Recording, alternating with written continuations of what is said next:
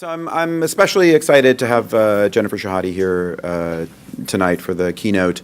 I think every year at Practice, we talk about this idea of bringing in expert players. And I think it's it kind of reflects an attitude that some of us feel very strongly about, which is that even though we believe in the design discipline of game design, and which is this kind of a new profession of game design, that it's not as simple as thinking about game design as something that professional game designers do, that they're experts and they build these things and then they put them out into the world, and that a lot of the most interesting and important parts of the process, of the kind of messy, organic process of game design, also happens in through play, right? Through communities of play, and especially in deep competitive games, through high-level expert play, right? There is a sense in which the overlap between the kind of deep understanding of game systems that high-level expert players share with game designers is a really interesting and kind of underexplored territory. Tonight I think we've kind of really hit the jackpot in that respect, because Jennifer is a high-level expert player of not one but two games, chess and poker. So she is a two-time U.S. women's champion in chess, and she is also a very successful professional poker player with some major tournament wins, and a sponsored pro at PokerStars, and in fact the PokerStars Mind Sports ambassador.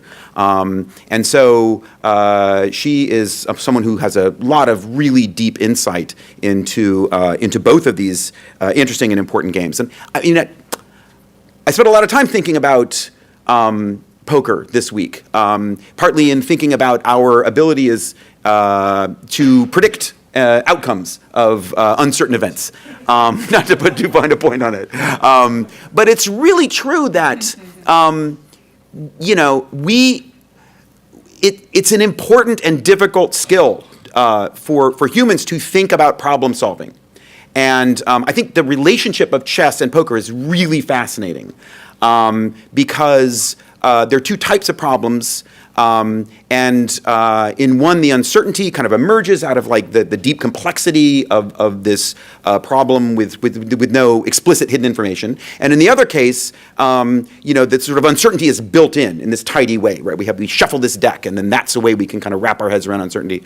But figuring out how this stuff works is really valuable and important for us as a species, right? Problem solving and prediction and uncertainty, and we would not be able to do it without games, right? Games are so valuable as a metaphor for thinking about how we solve problems in the world that you can't begin to tackle any of the really big, serious problems facing us without drawing from this kind of rich metaphor. And from a design perspective, I'm just fascinated by, you have these two things. They seem like worlds apart, chess and poker. On the one hand, this serious, kind of elbow patches, and you're sitting in this Victorian parlor and you're playing this very cerebral game, and in the other case you have like all of the wild rambunctious energy of Las Vegas and the kind of degenerate kind of like scandalous kind of dark addictive power of gambling, and yet the fact that games like that that a mind like Jennifer's mind, right? This amazing mind, is drawn to both of these systems and can kind of find the commonality between them. I think is a really powerful lesson for us as game designers. So I'm really excited to hear her talk about this, especially now we're in the middle of it just kicked off today, the World Championship of Chess.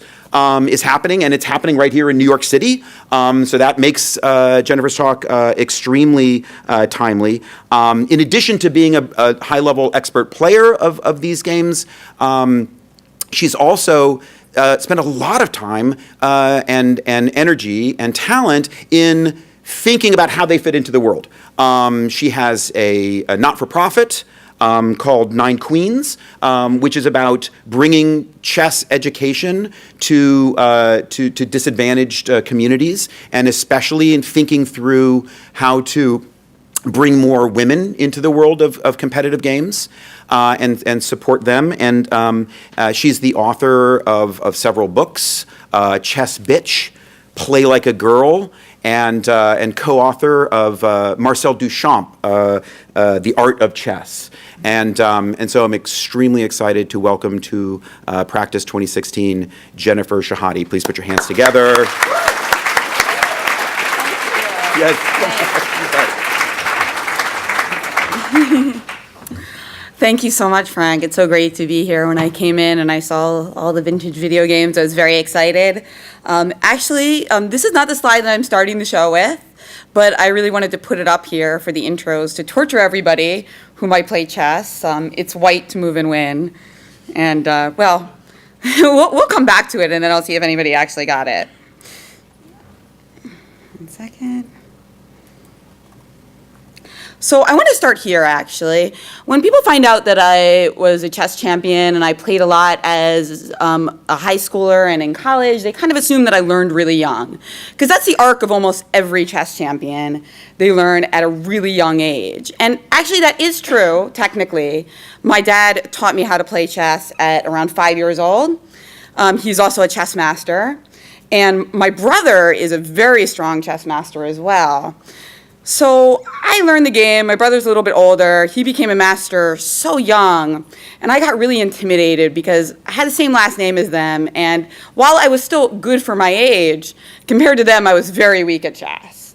My brother and dad were already masters, and people were like, why do you have the name Shahade and like you're only like 1,200 or 1,400? Those of you who know what that means, it's like definitely a good rating for like a 10-year-old, but it's not prodigy status. So I got into kind of more creative fields, which turned out to be good for me later. And I went to this acting camp, I remember, and I was so unpopular there. I didn't have any friends. And I remember I would go to the arcade at night, and there was a Ms. Pac-Man machine, and I would always beat everybody. I was like the best by far. And I ended up playing these epic battles with the most popular guy at the camp. And of course, some of the girls who were nice to me were jealous of me. And at that point, I realized this kind of like potential of games to like break all these different boundaries. And I really threw myself into chess. Obviously, it's not a direct relationship between that, but I do think that after that, I really started to throw myself into chess. And I would stop comparing myself to my father and my brother and just like really throw myself into the game. And of course, a couple years later, I became a master myself. And I love to tell this story because a lot of people think of talent as this kind of thing that you're born with or not. Whereas in my case, I started out supposedly with no talent, and then I became talented. Another parallel that between chess and Ms. Pac-Man here, which I find very funny, is the strong female protagonist. And Ms. Pac-Man was an improvement over Pac-Man. And that's a kind of a fascinating little history for me that Ms. Pac-Man became a much more popular game than Pac-Man in this new and improved version, because one of the most interesting and significant things about the history of the chess is a very similar arc for the chess queen. In the earliest versions of chess, there wasn't even a chess queen. It was actually a vizier or an assistant to the king. And then when the game moved to Europe, it kind of changed to the queen in some places. And suddenly the queen turned from like the worst piece, where it could only move one square in each direction, in around 1500, it became the strongest piece. So it can move as many squares as it wants to, horizontally, diagonally, and vertically. Obviously, this had a huge impact in the game. I've never played chess with the old rules, but from what I've read, it's a very, very slow game. Because anybody who's played chess before, you know that most checkmates, including the position that I had up just a few minutes ago, the starring role is the queen. In fact, I mean, it's so true that the queen is usually the checkmater in chess, that as soon as queens are off the board, we usually call the game what? Does anybody know what a queenless game in chess is called? It's usually called an endgame. So you define the endgame. There's actually a more precise definition, but for starters, like the first definition of an endgame is a game without queens. And then how do you win an endgame? The way to win an endgame is to promote one of your pawns to a queen. And then you have a game where you can checkmate again. And that actually is another part of the history, that it was kind of controversial when the queen became the most powerful piece. So it was called the Mad Woman's Chess Queen, which is, a way of pathologizing female aggression. and it was also controversial, the idea that a pawn, which was a foot soldier and gendered as male, if it reached the last rank, would suddenly change gender and become a queen. So they would use like a different word for like the second queen so that people didn't get confused. But nowadays, it's obviously really nice when you teach young girls the game of chess that there's this strong piece, stronger than any other two pieces combined. And really the rules of chess have been basically the same for about 500 years since that major rule change, which also coincided with the rule change for the bishop. Besides some like minor things like castling and en passant, to me it's really incredible that we're playing the exact same game so many centuries later. So I guess it was pretty well designed. So in this book, Play Like a Girl, I talk a lot about the chess queen in the introduction. And the main point of the book is that it was kind of like a prequel to my first book, Chess Bitch. Chess Bitch was really about the history of the game and my own story growing up as a young woman playing chess. But one of my goals with the book was, of course, to promote chess to more women, because it's the numbers of women who play chess are really disturbingly low, like 5 to 10% among adult women, a lot better among young women, like children. There it's more like 20%, which is encouraging. But of course, like the very young girls couldn't buy Chess Bitch. So Play Like a Girl is a book where all of the tactical themes, like double attack, checkmate in two, are all taught via the games of female chess champions.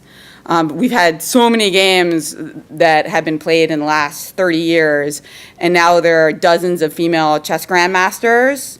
So it's easy to find the same lessons that were taught hundreds of years ago in modern games.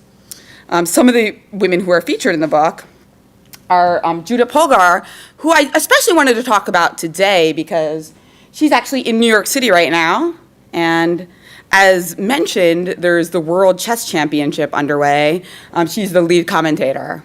So she's doing the commentary for the Magnus Carlsen Karjakin games going on right now.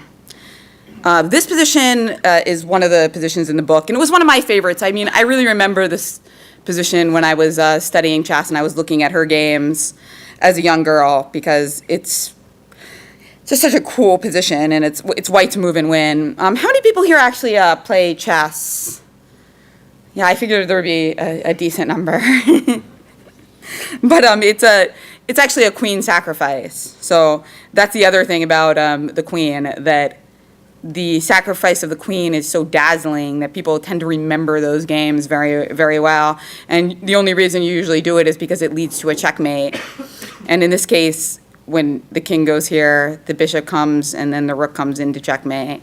So just an example of a theme that could be showed by so many different players' games, but why not by a woman? This is actually the current top woman player in the world. Judith is the strongest in history, but she actually retired from competitive play a couple years ago. And this is Hou Yifan from China. And just another example of a queen sacrifice and a weakened king that can, just be another way. The thing about chess and getting better at chess, it's really like anything, you need a lot of repetition. Repetition is like it's more important to do lots and lots of chess problems than to do one really hard one, especially if you're training right before a competition. And when Frank mentioned the parallels between chess and poker, I think that's a really, really important one.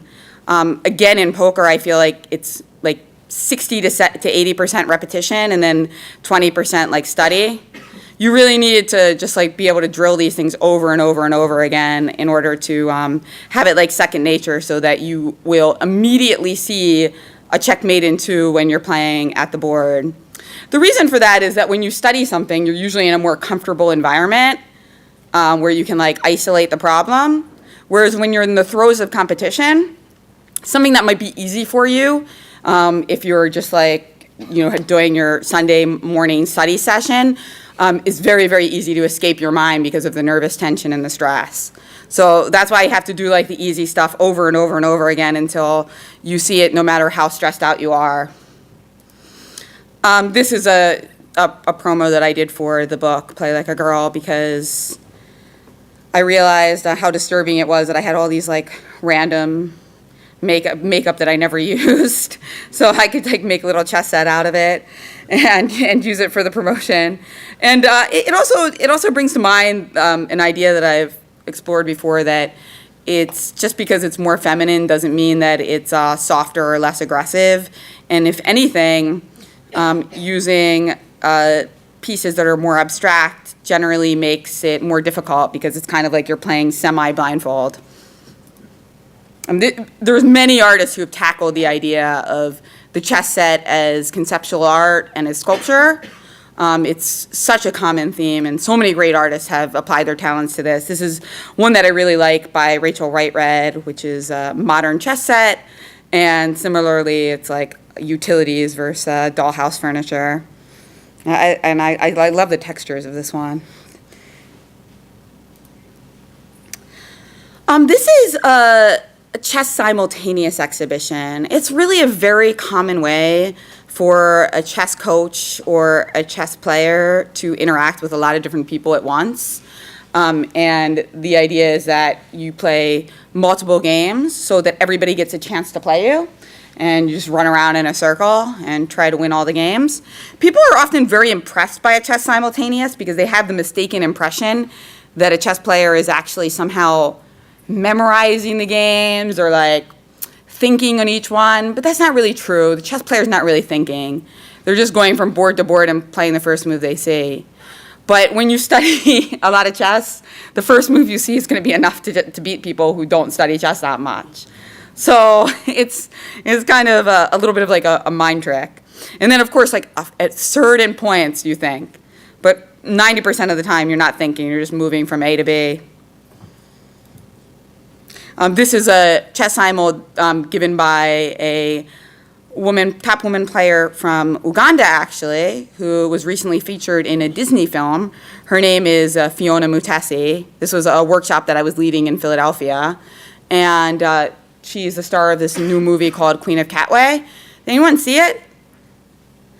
No, I don't think it's out yet. It is. I mean, I don't think it got fantastic reviews, so you guys should try to see it. But for some reason, I don't think there was like a lot of money put into it. So like, I'm not sure how wide the release is, but it's really good. And people, it got like every single review I saw of it in like the New York Times, Slate, everywhere was like really positive. So it's a story of a girl who grew up in the slums of Katwe in Uganda and ended up becoming a chess champion.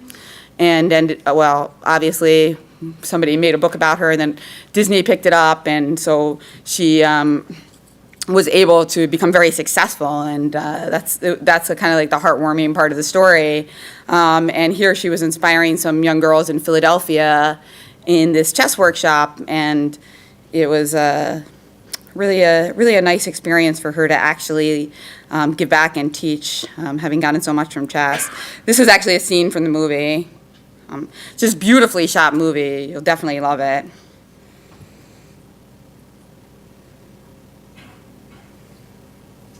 And this is a video that I was going to play, but Windows 10 doesn't want you to see it, so. I know. It's okay. The only reason I have the videos in the presentation is so that I can stop talking for a minute. But I wanted to kind of switch the topic just a little bit, or go into chess and art, because that's like a really fascinating field to me as well, which has captivated a lot of artists, as I mentioned before, with a Rachel Whitered set. This is actually an exhibition at the World Chess Hall of Fame in St. Louis, which is all chess art by females. The one in the foreground is by Barbara Kruger. And in the background, there's a little video of me playing against a naked man in chess. This was inspired by a famous photograph of Marcel Duchamp here playing against a naked woman in front of the large glass. That was from Pasadena at his retrospective there. And it became a kind of iconic image. He apparently won the games very, very quickly. And I decided to redo this against a tattooed man with I don't know if you can see here, but there's some naked chess pieces there as well. They're like nude sculptures of the chess pieces. And there was actually so many recreations of this, but all of them that I saw were naked females versus clothed men, which of course is like a commentary on the preponderance of that, of how much more female nudity you see. This is one such recreation. There's so many. The reason I picked this one, though, is because there is a kind of interesting twist to this one, that in addition to being a recreation of the piece, it's also using a famous chess set from Yoko Ono. So Yoko Ono made this chess set that they're playing on. It's called Play It by Trust, and it's an all-white chess set.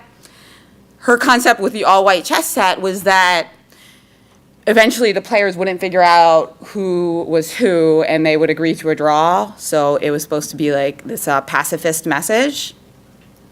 Of course, I played this with actual chess masters and grandmasters, and there's no draw. We remember whose pieces are whose. So we use it as not intended, but what are you going to do? When you get gamers together, unfortunately, they don't usually, they usually want a winner and a loser. That's another recreation, actually. That's from an Amsterdam simultaneous, where I played against 3 naked dancers, and just kind of like an interesting take on going to Amsterdam. Speaking of pacifism in chess, this is a piece I did with a friend of mine who is a professional dancer and artist. And we basically do hula hooping and chess at the same time. This video actually works somehow, but I'll play it and then I'll talk a little bit about it.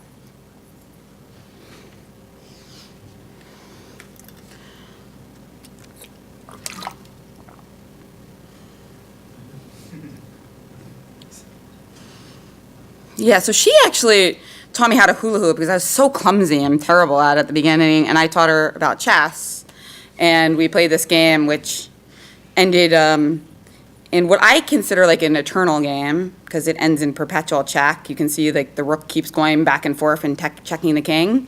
That's one of the ways in chess that you call it a draw, because usually the player who's giving check has fewer pieces. So they have no incentive to do anything other than check. Because if they play like another move, then their opponent's going to win the game. So in that one kind of had that circular vision of chess as opposed to like the lines. But one thing I really enjoyed about that project is that all of my poker and chess friends, when they saw the video or like they saw stills from like hula chess installations, they were like, well, how do you win? Like, what happens if your hoop falls? Like, do you lose if your hoop falls? Like, what are the rules? Do you lose a rook? Do you lose a piece? And I told my artist friend this. I was like, yeah, like, what do you think we should make the rules? And she's like, that's not fair, because, like, you're privileging the game aspect of it over the art aspect of it. There's not supposed to be, like, a winner or a loser based on, like, the dancing and the visual side. So I thought that was pretty interesting from the pacifist message. Also, I really like that the idea of multitasking, because when you're playing chess, and you can also get your physical exercise in. Well, that's 2 for 1. And another thing that Marcel Duchamp's written a lot about is that when you play chess, there's all this kind of magic going on your brain. Like, most of the beautiful variations are occurring in the sidelines, not in the lines that are actually played. So, for instance, I sacrifice my queen, and if you take it, there's some gorgeous mate in 5. But you don't take the queen because you see that, and then we just play something that's more bland. And that's actually kind of the sad part about chess, because so much of the magic remains secret to the eye of somebody who's not an expert at it. But it's also pretty cool, and one of the reasons why, in order to watch these like high-level matches with people like Magnus Carlsen now playing the World Championship, you really have to have commentary so you can kind of understand what's going on. Speaking of Magnus Carlsen, that is him, and here he's doing one of the most visual and popular type of exhibitions we have in chess. It's called a blindfold exhibition. And I told you before how like a simultaneous exhibition is deceptively easy. Like, it looks really hard, but it's actually pretty easy for a chess master or a grandmaster. The blindfold exhibition, that is not true. That is hard to play all these people at once. I mean, I'm sure they look like, I think they're mostly businessmen. I don't think any of them are like chess experts or any like serious players. But it's very, very difficult to play simultaneous blindfold games at once.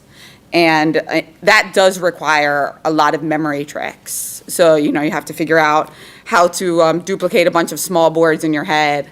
One of the best blindfold players in history, actually, though, said that he actually didn't have a photographic memory, but what he had was a phonographic memory. So the thing that helped him was the voices of the opponents making their moves that he could kind of like run through when he got back to the board, which I found really interesting and kind of inspiring, because I'm definitely better at remembering conversations than I am at remembering like 30 different pictures. That being said, Magnus actually well known for having a photographic memory.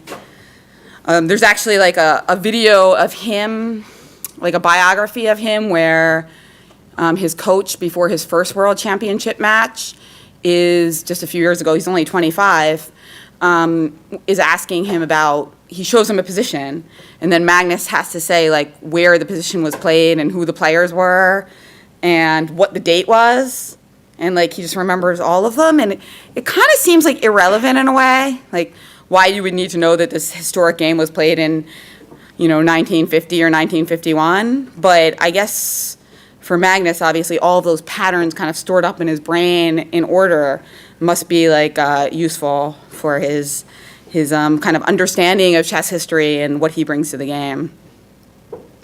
So basically I resisted blindfold chess for a while.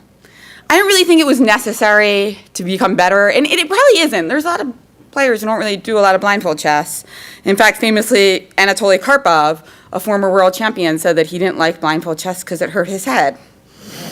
So whenever anybody asked me to do a blindfold exhibition, I felt like, hey, Karpov said he doesn't like it, it hurts his head, so I'm okay with it. But recently I decided to give it a shot.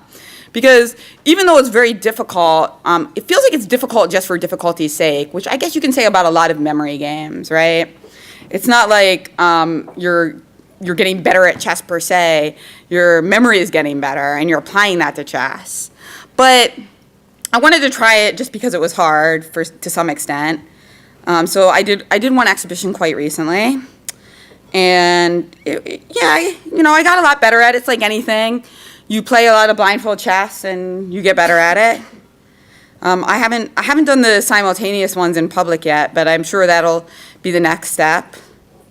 I heard that 2 is not that difficult because you play 1 white, 1 black, and then when you get to like the multiples, it becomes obviously way harder. Another reason I really wanted to do my first blindfold exhibition recently is because I'm expecting, and I got so tilted by this phrase that I kept reading when I Googled like 30 weeks pregnant or 25 weeks pregnant. It would say like, well, this is the week that you're probably going to encounter pregnancy brain. I'm like, what does that mean? No, I don't know. I mean, I think that it was something that kind of bothered me to continually read about that and hear about that. So I thought it'd be good to kind of challenge myself to something mentally during that period. And I think that is important. Now I'm going to kind of move over to poker because there are so many parallels between poker and chess. One of the first parallels is that there are very few women who play professionally. Again, we're looking at something between like 10%, 20%, sometimes 5%. It depends on the context. It depends if it's like a high buy-in tournament, like a $10,000 buy-in tournament like the WSOP, or whether it's like a few $100 tournament.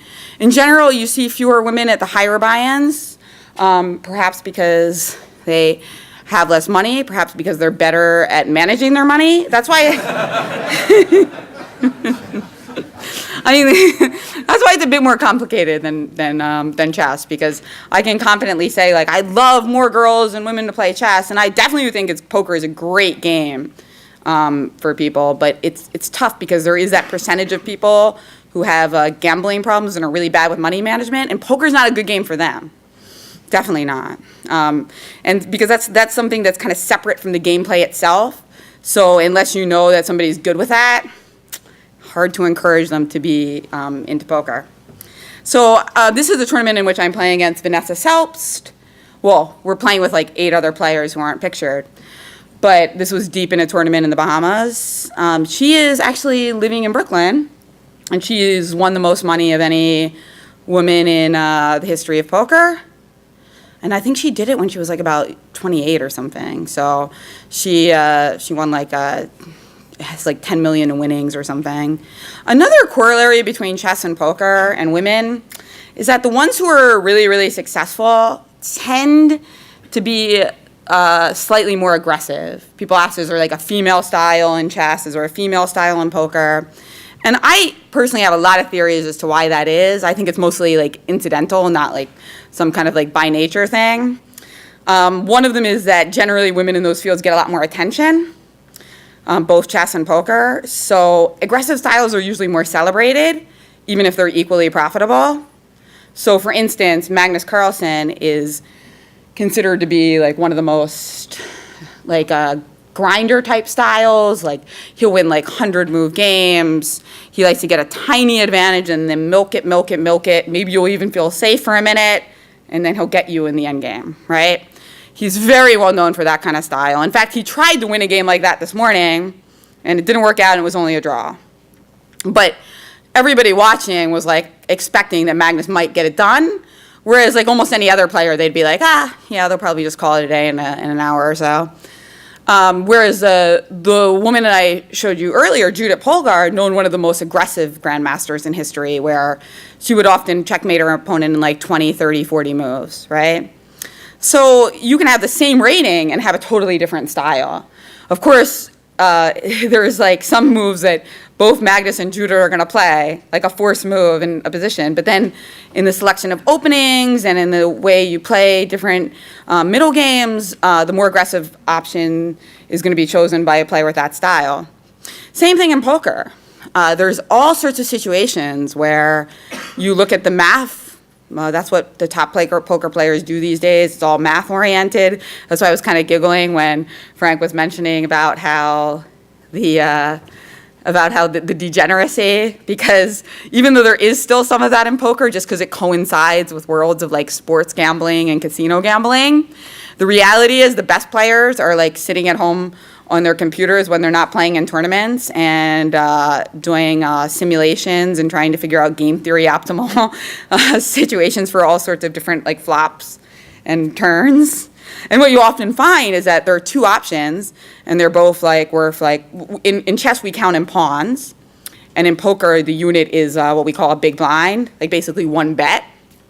And what people often find is like check raising in the spot is worth 0.5 bets, and check calling in this spot is worth 0.5 bets. So it's the same.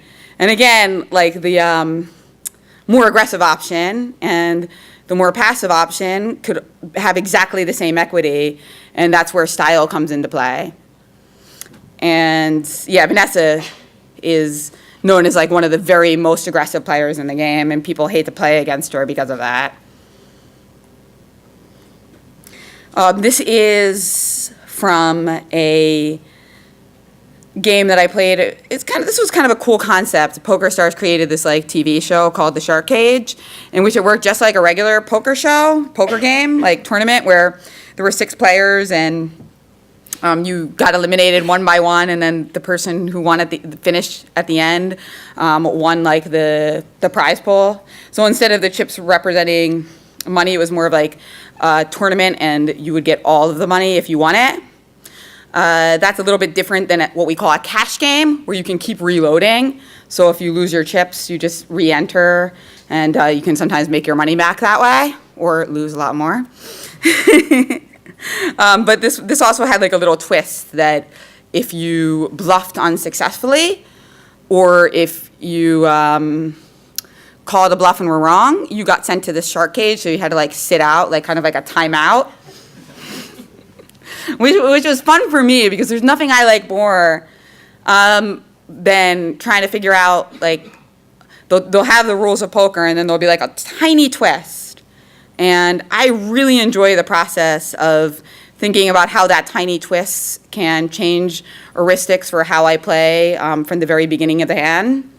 So for instance, in this case, people get punished for bluffing. So we call this like a leveling war in poker. There's a big punishment for bluffing, because if you bluff and you're wrong, you get sent to this cage. So therefore, people are going to bluff less, but they think that you think that they're going to bluff less, and now they can bluff more.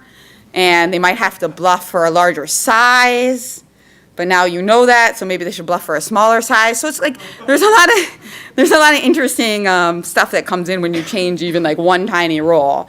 Like in chess, of course, it was that massive rule change from the queen weakest to strongest, but even the tiniest change is really remarkable how much it can impact all the other decisions that you make.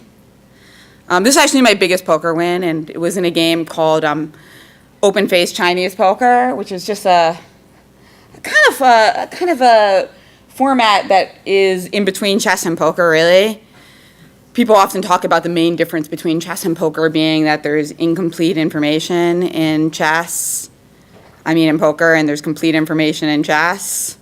So this game, there's a lot, you can see there's all those cards showing, so there is a lot more info on it, and it's a lot more math-based. So I guess it did really appeal to me a little bit more. And I thought this was funny from the feminist point of view, of course, because they had this massive wrestling belt for the winner. So apparently they didn't think that a woman would win it, which made it even sweeter to win in the end, of course. And that was a game also where I did like a lot of math to try to get an edge on my opponents. And it was really interesting to me. More than anything, I would say the open-faced Chinese poker kind of fit into both stereotypes, because on one hand there was all this math, like crunching numbers, like figuring out odds, and then trying to develop heuristics on those odds. And then there was also like the degenerate side, because this game really attracted a lot of degenerates and gamblers who wanted to like play for like high stakes, and there was a phone app, so you could actually play on your phone, which was really interesting. So people would be like playing all day long. And sometimes there were so many scandals, people who agreed to play each other. And you'd be shocked at what poker players think is a reasonable contract. Meaning there's no contract, there's a text message. They're like, okay, we'll play for this amount, and then we'll settle at this point.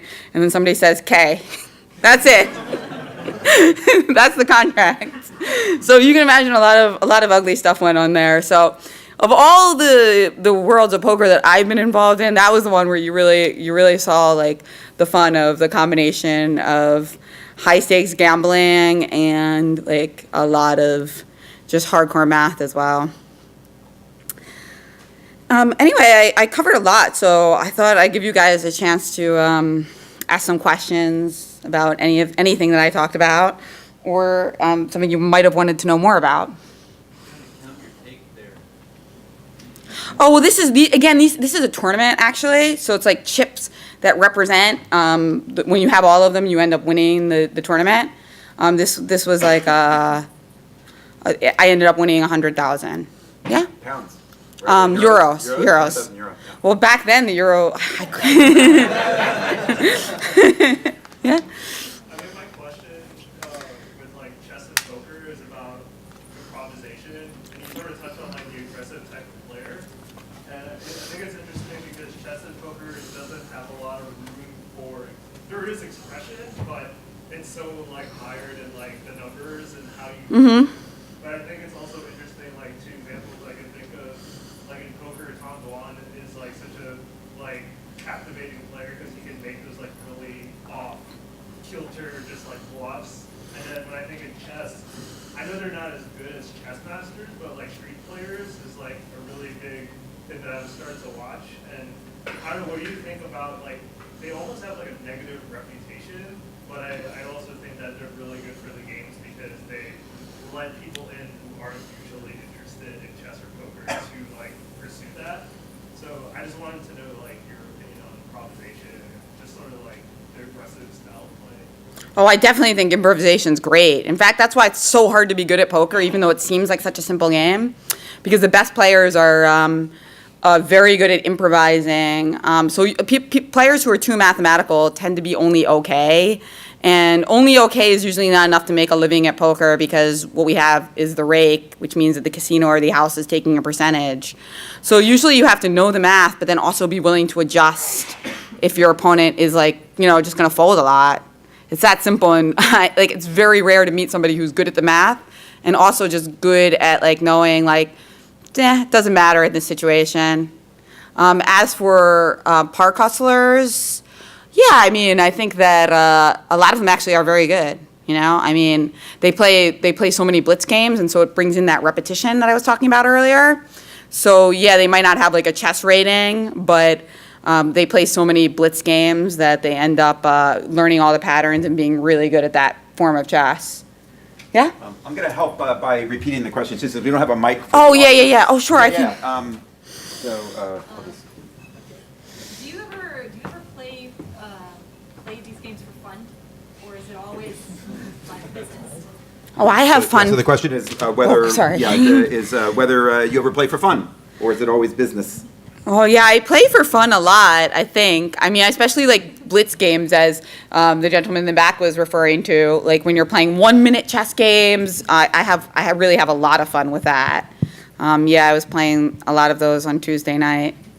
Do you play any other games? Do you play any things purely for recreation or purely for entertainment? Yeah, I used to play a lot of Scramble and Words with Friends. I was playing a lot of those games at the same time I was playing like some pretty big open face games. And one thing I realized was that when I was having a really bad run in open face, it was really good to play a game like that because I wasn't losing money. Nice. In Berlin, we have the World Championship chess boxing. I would just be interested to hear your opinions about chess boxing in general. So the question is about chess boxing. Oh yeah, chess boxing, I love it. I mean, I've never played it myself, but I was invited and I decided the risk of ruin was too high, but I did the math. But no, I think it's a great concept. I really love the visual of it, similar to hula chess, where there's this ultimately physical activity combined with mental, and people don't realize how difficult it is to switch on and off. I think it's actually, I really admire the people who play those chess boxing matches.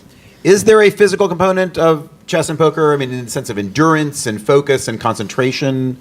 Oh, definitely. There's like a serious physical component. I mean, people lose a lot of weight when they play chess and poker tournaments.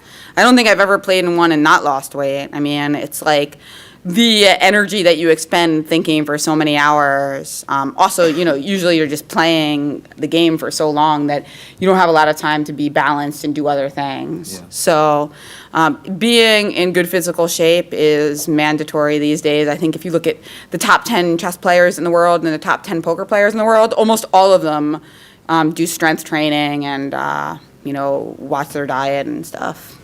Can I ask a question? Mm-hmm.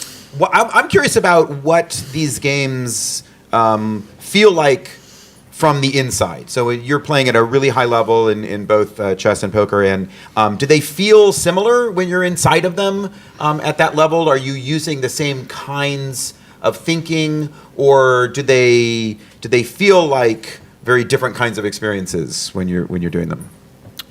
That's a good question. I'd say they feel similar. Like last week, I ended up playing a lot of like smaller tournaments in Atlantic City, and I played a lot of what we call short-handed play, where there's only like 2 or 3 people at the table. That feels a lot similar to chess because endurance is like so massive, and you really have to be thinking all of the time, and kind of like also conserving your energy. That has a lot of similarities. Yeah. So when you're playing a shorthanded game, like six max or something, how much of it is about reading your opponent and adjusting your play? So if you sit down across from someone and you suspect them of being, like a conservative player, like very tight because maybe an older dude or something. Hey, thank you, Eric. That was very nice.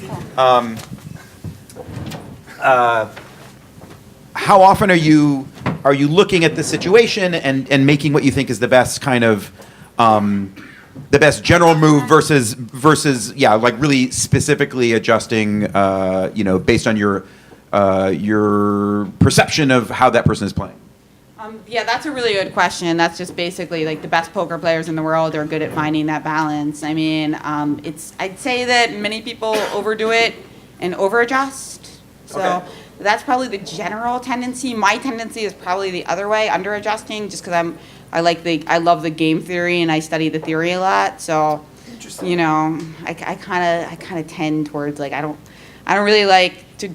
I don't like enough changing. Based on my gut, so I try to work on that actually. Interesting. Yeah. Does that ever happen in chess? Do you adjust do you ever pick a move because you're playing against a certain type of opponent? I think that usually happens in the opening. Today, actually, Magnus Carlsen played the Trompowski, which people made a lot of puns about, of course. And that is not a very well-known opening. It wasn't expected.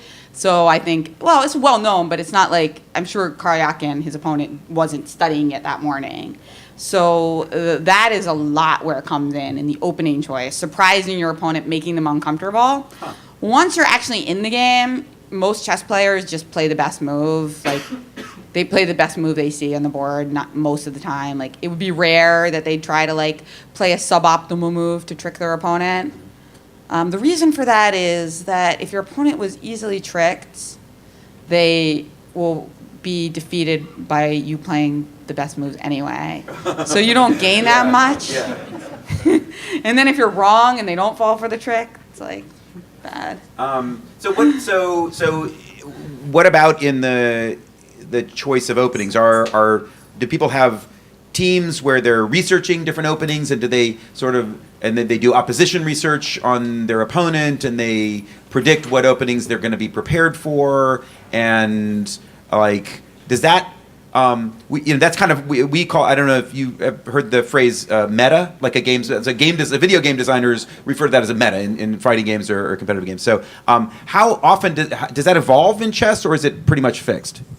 Yeah, there definitely is like huge teams around the top players in the world, especially when it's coming to a world championship match. So Magnus and Sergey, his opponent, have been preparing, and they have players who work for them preparing for each other. In fact, it intersected briefly with real news in that Magnus was a little bit concerned about internet security and WikiLeaks. Yeah, there was a story about that. Yeah, so I mean, I think his files were safe, but of course, players are always concerned about somehow their opening files and their analysis somehow escaping. And the two players themselves, as far as I understand, are good friends. So he wasn't worried that that it would be like directly from his opposition, but just that incidentally that it would happen somehow. Somebody who wasn't a fan of his. And we'll reopen it to the audience. I just have 1 or 2 more questions. So fascinating. I apologize. But I love this so much. It's interesting that we're seeing this actually kind of a surge of excitement and enthusiasm and attention around chess. We have this glamorous and exciting world champion in Magnus Carlsen. Seems to be like a lot of kind of renewed interest, and yet it's happening in supposedly the shadow of chess of humans having been overtaken by AI, right? And so I'm just curious about your perspective on the role of computers in chess, and you might have suspected that we would become less interested in chess now that we've seen computers play it at such a high level, and yet it doesn't seem to be the case. It's still kind of thriving and interesting. What do you think about the role of computers and AI in modern chess world? Yeah, it is really interesting. I mean, I think it's partly because along with AI became the ability for people all over the world to compete in chess, even if they weren't in a chess hotbed. So sure, there was like some negativity associated with that. Like you can't really play chess for money online, for instance, like you can with poker, because it would be way too easy to cheat. Anybody could just use an AI, and they could use it in a sophisticated way. Like obviously, if you just use it the whole game, you're going to get caught by some algorithm that shows that you're playing like Ribka, right? But the problem is not dumb cheaters, but smart cheaters. And a smart cheater uses it at 2 or 3 key moments in the game, and you'll never be able to detect that, unfortunately. So that's why you can't play chess for money online. But on the other hand, people from all over the world now who love the game can play 24/7. So it feels like, and they can also study 24/7, and they can actually have a chance to be the best in the world. Like the girl from Uganda, from people in areas where before you really weren't going to be able to make it in chess because you didn't have people next door to play with or to coach you. So I think along with the bad, there was like a lot of really good things that happened with chess based on online. And also the fact that you can play Blitz online. Blitz feels more like a video game, and I think people really love it. Cool. So let's open it up. Yeah. Aaron. Can you talk a little bit about the process of how you go from calculating the odds in poker to coming up with a heuristic for it? So the question is, can you talk about the relationship between calculating the odds in poker to coming up with a heuristic, like a rule of thumb? Right, got it. Yeah, so one thing you can do is, like, for instance, the one sophisticated thing that people are doing, they're using like these game theory calculators to, like, they'll look at a flop and they'll say, based on the amount that I'm betting, my opponent has to call like 60% of the time. But in reality, people aren't calling that much. They're calling like 40% of the time. And so you're kind of taking what you know about poker from what we call population tendencies. This is kind of what people do based on your friends and the database that you might have of game of hands that you've played. And then your heuristic is, just bet more, because they're never defending 60%, and that's what you need to do theoretically to survive the spot.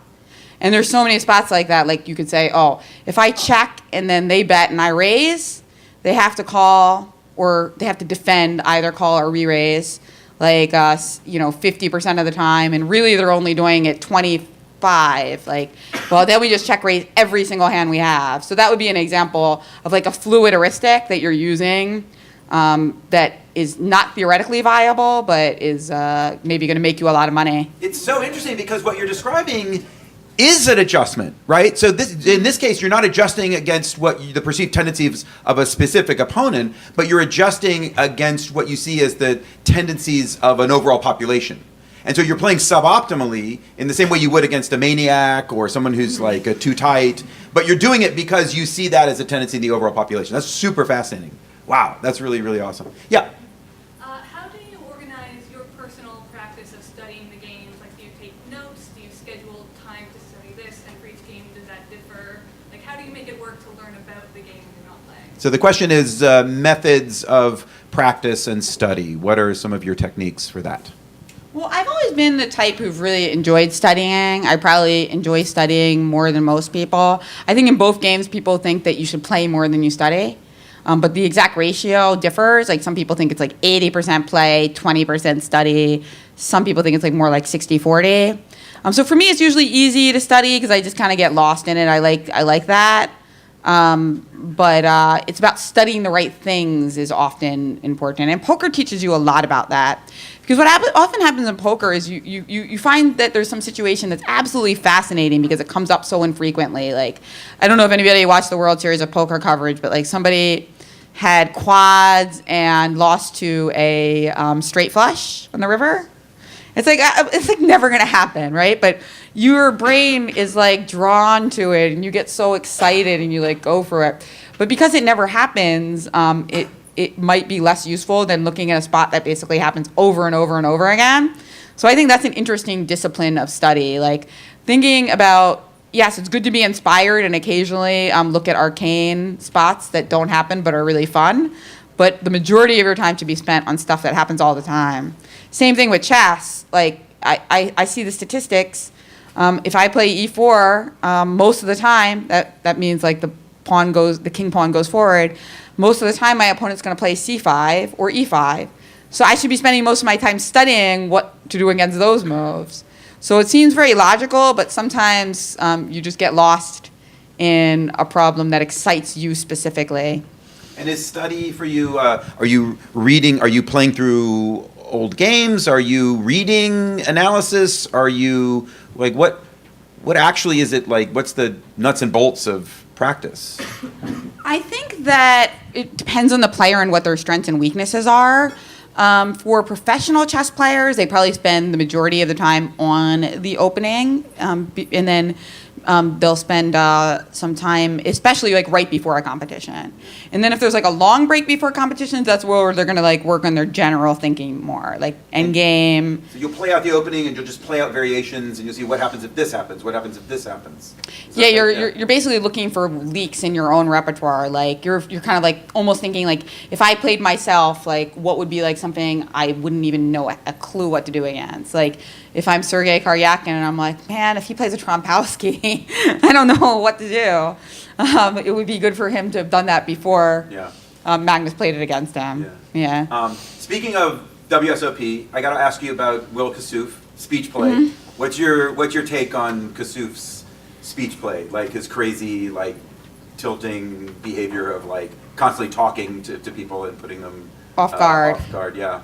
Will Kassouf, for those of you who didn't watch the World Series coverage, was a poker player, good poker player, who would babble a lot to try to get information from his opponents. So he would make like a big bet on the river, sometimes all in, and then his opponent would be like not sure what to do. So he would like start talking and talking and talking to try to get them to call or fold, depending on the strength of his hand. I played with him actually a little bit this year, and I mean, I guess I found it a little annoying because it seemed like he would do it regardless of whether he was getting a reaction. Kind of like if a guy is hitting on a girl, like, you know, if she seems like she's into it, okay, keep going. But like the girl is just like not even looking at you. It's like not giving you any reaction, and he's trying. And like that's what ended up happening towards the end. It's like he's playing with all these pros.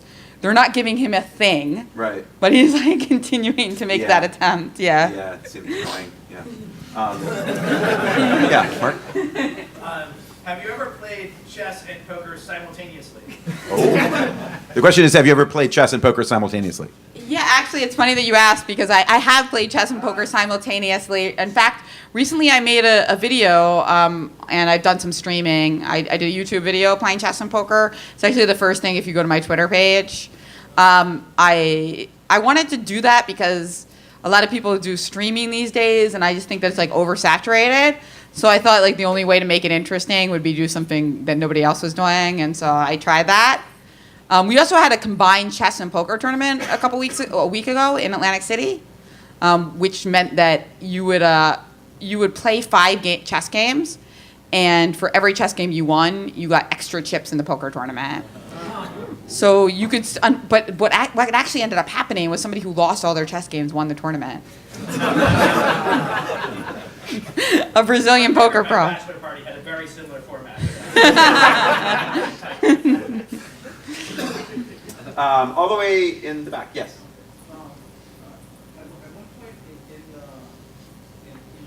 your talk, you mentioned that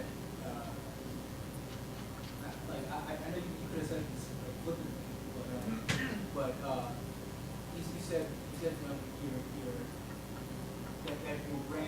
does some kind of magic. Is there like a certain point in time where like you start describing it as that? And is there something to that? Like, can you speak on that? So the question is about the phrase you used, and I think maybe it was something Duchamp said, maybe, about like when you're playing chess, there's a kind of magic that happens in your head, and is that ever, like, what does that mean? Like, what do you think the meaning of that phrase is?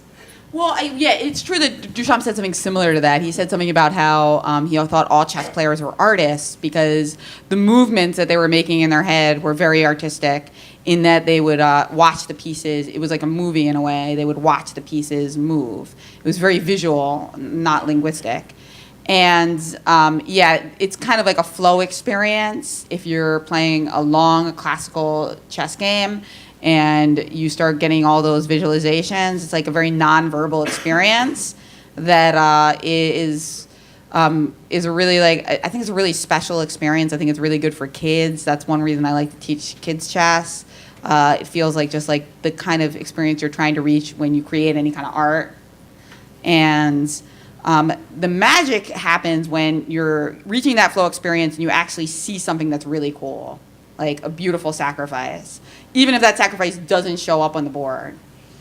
Wow. Was Duchamp, how good was Duchamp? So, like, he had this book, analysis of the endgame called the Sister Squares. Some analysis of, like, I don't know, like, have you looked at his old games? Have you read his analysis? Was it top-notch or was it sketchy?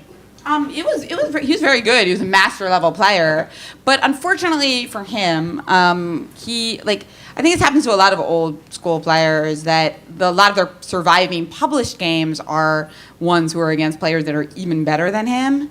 And I think he also got invited to some tournaments due to his fame in the art world. So somehow a lot of his published games were losses, and which didn't show like his best stuff. Like if you look at the database, I think you'll find like a 2-to-1 ratio of wins to losses, which isn't, losses to wins, which isn't really indicative of his playing strength. I mean, he's a very strong player, especially at a time where there's no like opening databases and whatnot.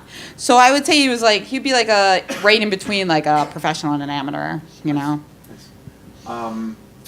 Let's, where do we go? Right back here and then we'll come over there. So from a design standpoint, would you consider chess a perfect game? And if not, what would you change about the game? Good question. So let me just repeat it for the camera. The question is, would you consider, from a design standpoint, would you consider chess a perfect game? And if not, what would you change about it to make it better? Right now, the thing I would change is more meta. Like, I think the game is very close to perfect. And it's hard to make it more perfect because part of what's so tantalizing about it is the historical connection we have for centuries that we're all playing the same game. I think that's really beautiful and cool. But I would change the meta game of it is like too many draws.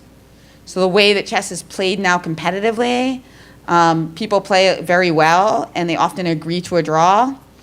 And I think that it ends up becoming anticlimactic for newcomers to chess and for spectators. So I believe that there should be aggressive ways to make it so that you don't see a game until it's decisive. So basically, like if it is a draw, make people play again with like less time. So that just somehow almost like every game is a match. Right. I mean, there's not that many other sports where you can really just like have a draw. Like, I mean, it's okay. And to me, it's okay if it's like 10 to 20% of the time. But right. Even for people who show up to like the Carlsen-Karyakin match, like if they come for 4 games and all 4 games are drawn and they like take this big trip to New York to see them, to me, it's like a negative for the popularity of the game. Is there a way that could be addressed through tournament structures in terms of like how many points draws are worth? They've tried that, but Yeah. Unfortunately that doesn't work that well. You find that people in the end still play relatively the same. They might just take like a tiny bit more risk here and there. And there are some very beautiful ways to make a draw. So I think it's a little pushy to do that kind of like soccer scoring where you have like 3 and 1.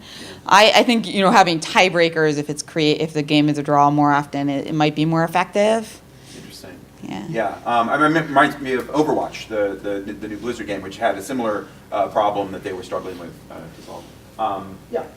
So you mentioned being interested and excited by like small tweaks to poker, so I'm curious if for poker or chess you have favorite like house rules to make it more interesting when you're playing more recreationally. Yeah, So I the, mean, the question is about house rules. house rules for poker. That's a great question. I think that using antes to make it so that people play more hands, that's like more forced bets. That's a really good house rule. Another good house rule to make the game go faster if you're ever playing a home game, that I wish you could figure out a way to implement in a casino, but I don't think it's easy to. One of the things people hate most about poker, both from watching and playing, is that it's very slow. Because what happens is, okay, player one looks at his cards, decides they're not good because most hands aren't good, folds them. Player two looks at his cards.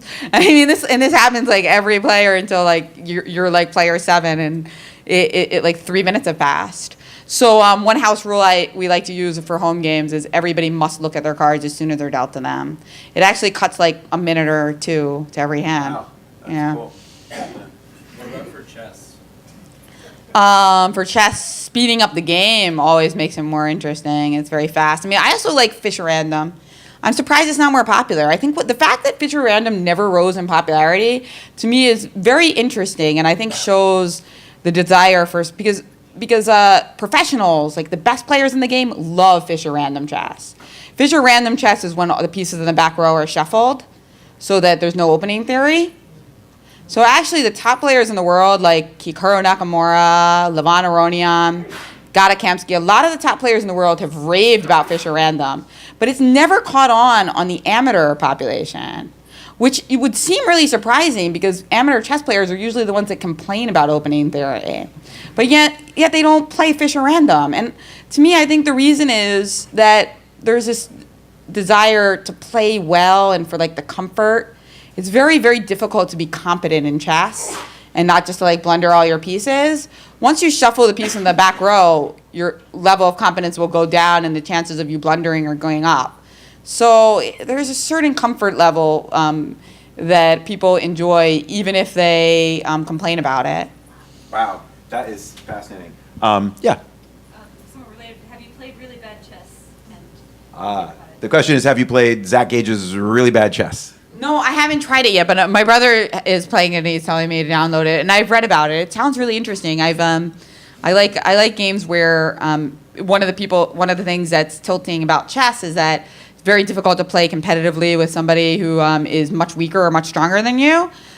So it's not an easy like round the table game for just a group of players. So I think that it's great to come up with creative solutions for that, and adding some kind of gambling is one way to do it. Adding some kind of like inherent imbalance if the players are of different levels. Historically, what people have often done is take a rook off the board if you're much weaker than your opponent will take a rook off the board. Actually, there's a very famous chess game between my brother, who used to be a poker pro and now is does more chess, against Tom Dwan, who you mentioned earlier, the poker pro, where Tom Dwan played without a rook against my brother, and it was actually for $50,000. It was a very famous game. Wait, so Dwan gave your brother a handicap? No, the other way around. The other way around. The other way around. Had to give up a rook. Okay. Yeah. So a very interesting kind of convergence of like high stakes gambling and chess. It was more like the $50,000 was like a bunch of like poker players would bet on my brother, and like Tom Dwan took this bet, and he was drawing dead. Like he was going to lose every time. Yeah.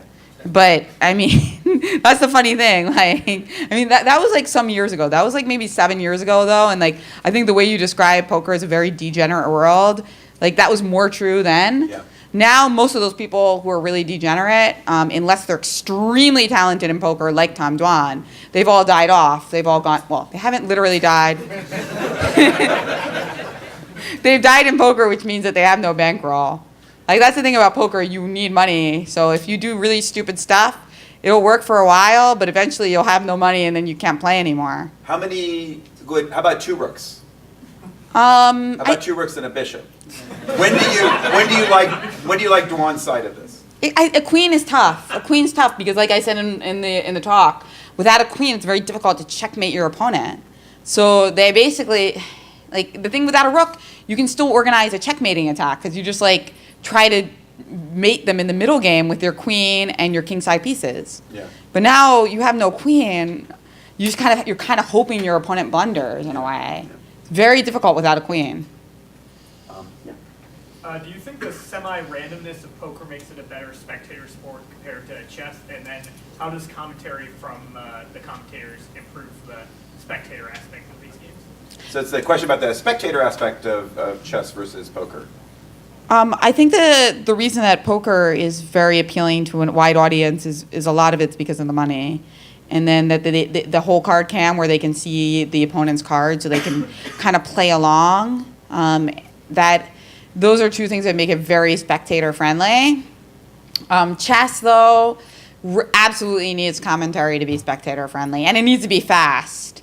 But I think it actually has potential, and if there's enough chess literacy. I mean, people need to know the basic moves, but once they know the basic moves, watching a live chess match can be very interesting, especially if it's like speed games. Very recently, Magnus Carlsen and Hikaru Nakamura, who are the two best blitz players in the world. Can I say that? Okay. Well, Magnus is certainly one of them, and Hikaru is like one of the best. Is definitely the best bullet player in the world. They played a few-hour match, and it just got so many viewers. It's like impossible not to enjoy it. These two guys playing, like 2-minute chess and 5-minute chess. It's like. If they were nude though. Well, I mean, talking about getting more women into the game. I think we have time for maybe one more. Yeah. You had brought up the importance of money in poker, and I was wondering if there was a way to modify the game where money wouldn't be as important but keeping the kind of excitement that poker elicits, or is it inherent to the game that it needs money? So the question is about the role of money in the game of poker, and would there be a version of poker that was every bit as exciting that didn't have the stakes of real world money involved? Yeah, I mean, one of the player that I was showing you guys earlier from Brooklyn, Vanessa Selps. One of my favorite things about Vanessa Selps, I played with her in a $10,000 tournament, and I played with her in a $100 tournament. And she is exactly the $100, $200 tournaments were like charity events or like women's events that she was playing in for promo. And she plays exactly the same. She wants to win the exact same amount. So it's good for there to be stakes in poker, but they can be small stakes, and still. It's like basically the money is a way of keeping score. That's why online poker is great, because there's not a lot of overhead. So you can easily play like a $5 tournament online. Like in the video I made recently, I was playing like a $1 tournament because that was what run the fastest. And I really wanted to win that. I mean, of course I was on film, but like you want to win every tournament you play, because it becomes a way of keeping score. If you win more money, then that means that you're playing well. It's just a high score. But the thing is, when you go out to the casinos, a lot of the buy-ins are kind of high because, they're paying the dealers, and a lot of people are traveling from out of town. So it's rare to find that many poker tournaments that are under a few $100s. And at the WSOP, the lowest one is like $565 buy-in. So that's why I think online poker is so great, because it really like lets anyone play at an entry level. And one of the things I admire about true competitors is that they want to win regardless of the stakes. Usually that makes a good player, because if you're too obsessed with the money, then oftentimes you play badly because you're thinking about that and you're not thinking about the optimal decisions. Before we let you go, I just want to ask, where can people go to find out more about you and find out about Nine Queens, your not-for-profit? Do you have a website? Do you have info? Yeah, my website, it's really easy to find me. My website's jennifershahade.com, and I'm really active on Twitter and Instagram at Jen Shahade. So that's like where I post all my updates about everything that I'm doing, basically. So, Good. Yeah. So we'll come check it out. Thank you so much. That was spectacular. Thanks, guys. Thank you so much, Jen.